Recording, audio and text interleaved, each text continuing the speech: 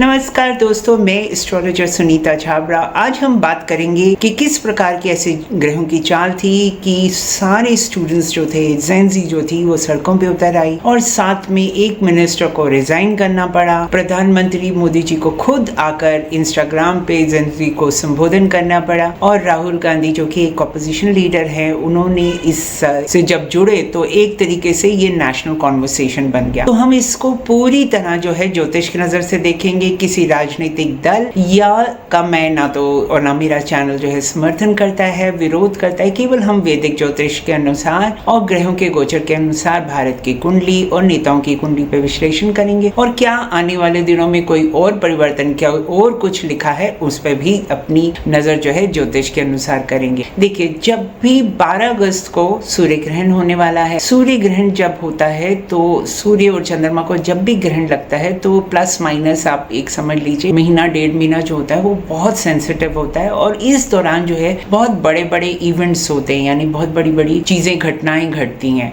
और इसी घटनाओं का कर्म जो है हमारी कुंडली में किस प्रकार है। पहले तो ये समझते हैं कि किस राशि में हो रहा है। ये कर्क राशि में हो रहा है, अश्लेषा नक्षत्र में हो रहा है और हम जानते हैं कि हमारे देश की कुंडली जो होती है वो टॉरस यानी वृषभ लगन किया और उस वहां पर तीसरे थर्ड हाउस पे इक्लिप्स यानी ग्रहण पड़ रहा है और इसका असर अगर मैं कहूँ तो मैं कहूँगी कि सितंबर तक भी चलेगा। प्लस माइनस था तो अगस्त से पहले जुलाई में भी चला और जून में भी इसका असर दिखा। लेकिन यही बात नहीं है, स्पेशली 2 सितंबर के आसपास का जो समय है वो और भी सेंसिटिव है। वैसे तो 13 अगस्त तक पार्लियामेंट सेशन हो रहा है और जब ग्रहण पड़ेगा वो 12 अगस्त को होगा। तो इसका मतलब कि भारत की सीमाएं हो, अंतर्राष्ट्रीय मंच हो, यहाँ पर बड़ी बड़ी मतलब हलचल मिले, बिल्कुल कुछ ना कुछ हम देखेंगे और हम देख भी रहे हैं कि जिस प्रकार से पाकिस्तान ऑक्यूपाइड कश्मीर में इलेक्शंस हो रहे हैं और वहाँ पर भी इंडिया और उनके सेंसिटिव हो गया है वो।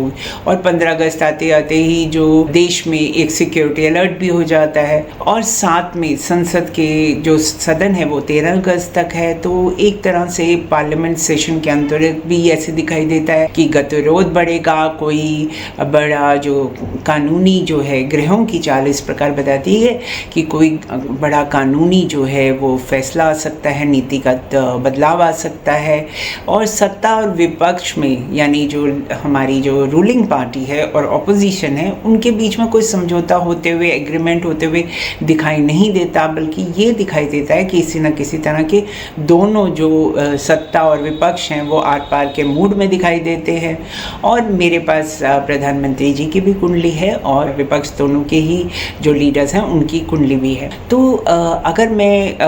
पिछली मैंने वीडियो में बहुत ज़्यादा डिटेल में राहुल गांधी की वीडियो में पूरी कुंडली के बारे में बात किया था, इस कुंडली में मैं थोड़ा प्रधानमंत्री कुंडली की भी बारे में बात करते हैं। तो उनकी कुंडली में 31 अक्टूबर के बाद से उनकी कुंडली बहुत स्ट्रांग हो रही है और इसकी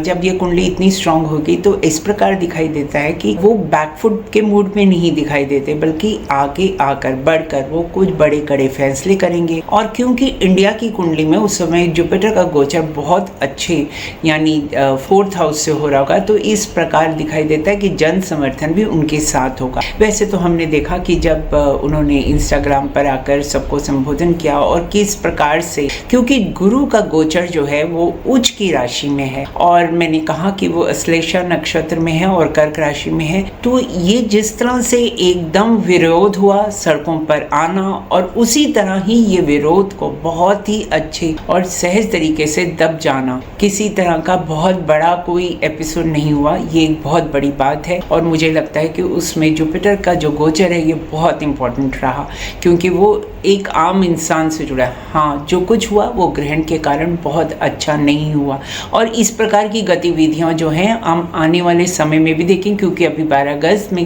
के आसपास 1.5 महीना यानी सितंबर का महीना भी होता है और मैं आपको कहूँगी कि आप 2 सितंबर को ज़रूर अंडरलाइन करके अपने कैलेंडर पर देखिए, क्योंकि इसके आसपास भी किसी तरह की कोई न कोई घटनाएं हो सकती हैं। और जब मैं कहती हूँ 2 सितंबर तो मैं पूरा का सितंबर और अगस्त का महीना 13 अगस्त से शुरू होके होगा। और आप देख भी सकते हैं किस प्रकार से जो उस समय शनि और मंगल का जो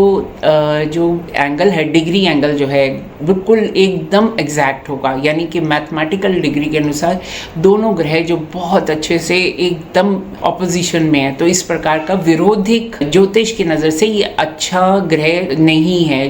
ग्रहण का होना, शनि मंगल का एक के साथ होना, तो इस प्रकार से लगता है कि ये जो अभी अगस्त का समय है और साथ में सितंबर, सभी को बहुत ही संवेदनशील सेंसिटिव इश्यूज पे थोड़ा बच के रहना चाहिए। और सबसे इम्पोर्टेंट बात, अपने गुस्से पे कंट्रोल करना चाहिए और हो सके तो कोई बड़े निर्णय, बहुत बड़ी बड़ी चीज़ों के ऊपर निर्णय अभी रुक जाना चाहिए। ये मैं सभी लोगों के लिए बोल रही हूँ। आई होप कि मेरी ज्योतिष की गणना से सभी को लाभ हो।